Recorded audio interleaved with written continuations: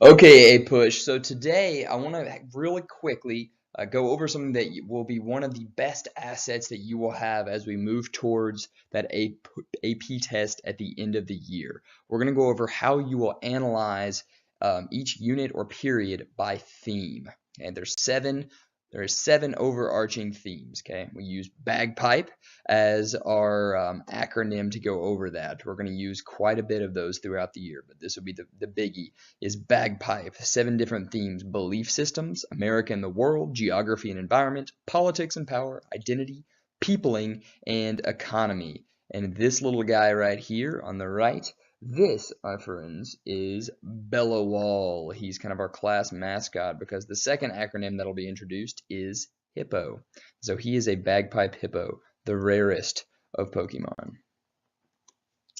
So you will have a theme sheet that you can download on Rockspace. The next slide will show you what that looks like. Each unit you're going to have to complete an analysis of these themes. It is due on test day, so it is due on test day. Fully correctable, but it has to be turned in by test day.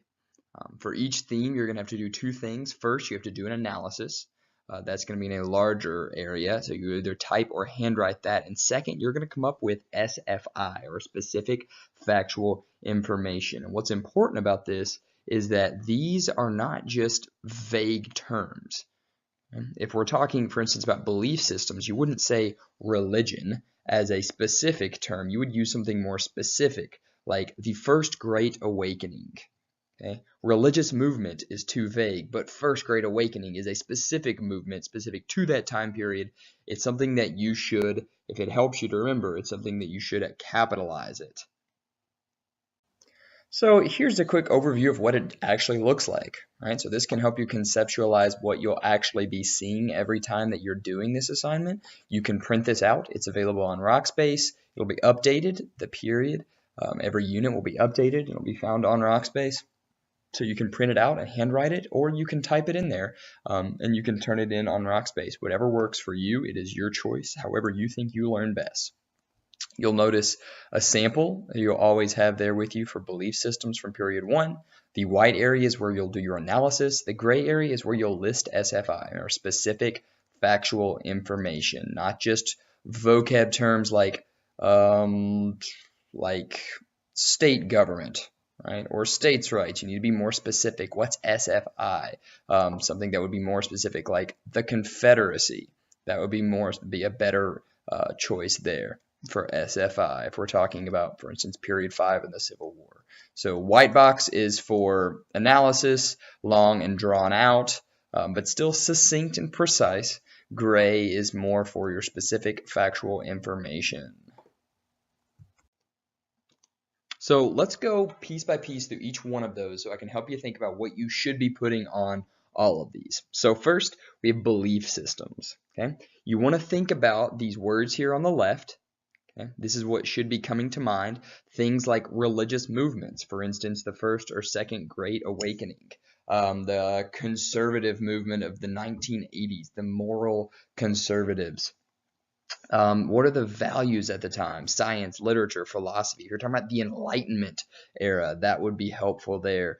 Cultural and moral norms. When we get to like the 1950s, this is where you'll talk about the nuclear family, right? TV dinners, things like that. So those are all going to be into belief systems. That's religion, but it's also ideals, and it's the culture in general of the society at this time.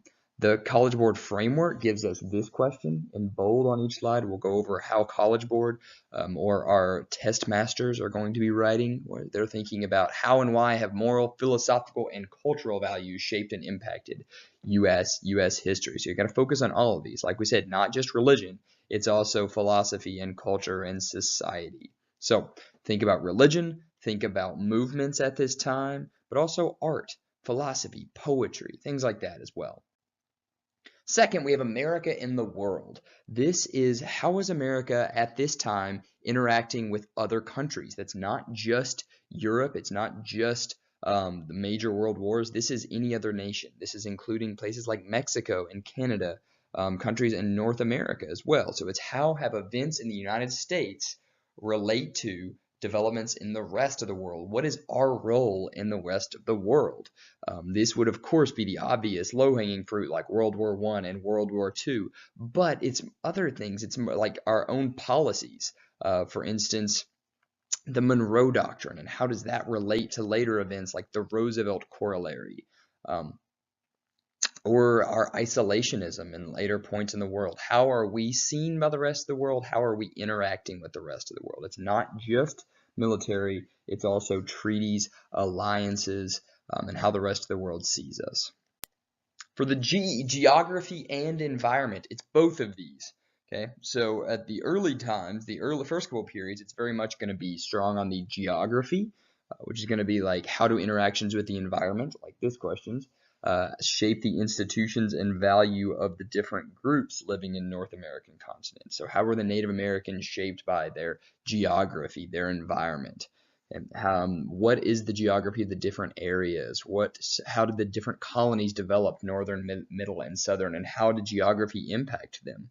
So how did geography shape those environments, the culture, the politics, the economy?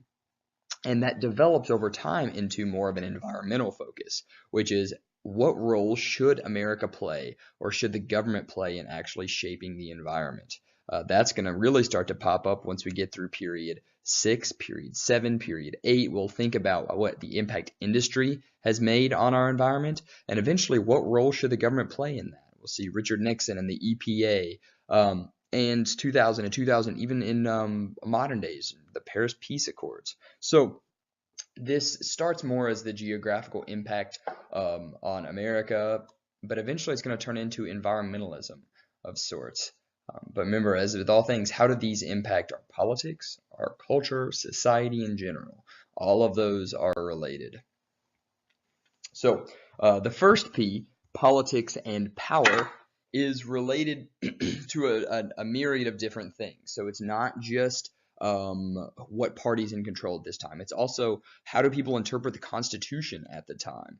Do they have a loose or a strict interpretation of the Constitution? How do different groups interact within the government? Are there any shifts in political parties? For instance, when the Democratic Republicans are going to dissolve to make way for Andrew Jackson and the Democrats, that's something that needs to be in there. What group is in control, right? Ronald Reagan and the conservative revolution of the 1980s. That's something that needs to be in your politics and power. How do people interpret the Constitution? Did FDR overstep his boundaries? Did Abraham Lincoln, in suspending habeas corpus, overstep his boundaries of politics and power? So all of those things are important. It's anything. It's do people want to reform the government? What's the relationship between the federal and the state government? These things. Good. All right, identity. This one can be tricky. A lot of people mess this up and they think about, oh, American identity. How does the rest of the world see us? But that's not it. Okay, so don't think about that. You want to think, when it comes to this, to think about what is your identity? What are the identities of different groups or demographics? So what role does gender, does class, does race, does nationality, what do these play in America at this time? Is America nationalistic? Are we patriotic at the time? Or are we nativist? Are we afraid of people that aren't like us? Are we afraid of immigrants? How are immigrants treated? So how and why have national identity shifted during this era? Have huge amounts of immigrants come into the country, and how are they treated? Right? How are women treated during this era? How are African Americans? How are slaves? How are Native Americans treated? Think about the relationship between those groups and the way that either history is written, but also those in power at the time. What is the relationship between those? What is the government doing to treat those different groups? How are they interacting among American society?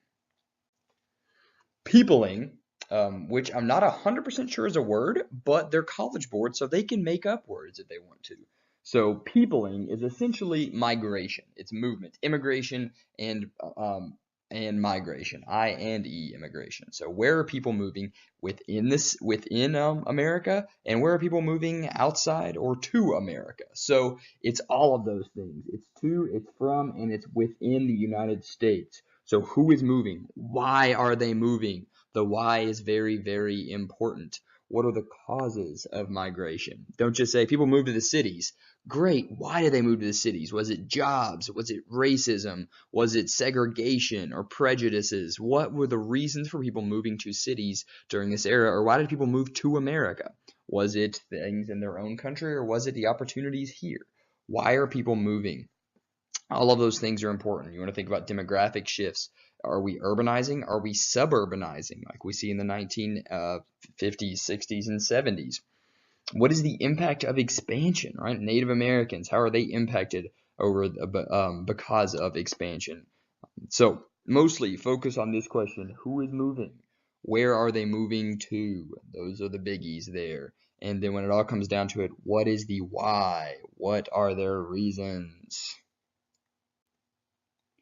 And finally, we get to economy. And that really has three different parts, and you can't have one without the other. It's not just how's the exchange or trade doing. It's also who is working the labor systems and new technology. So this one can get pretty big sometimes, especially in eras around like the Great Depression or periods 4 when we see lots of new technologies, or period 6, which is one of the largest periods for the economy, when you see men like Rockefeller, Vanderbilt, and new technologies change the way that America works.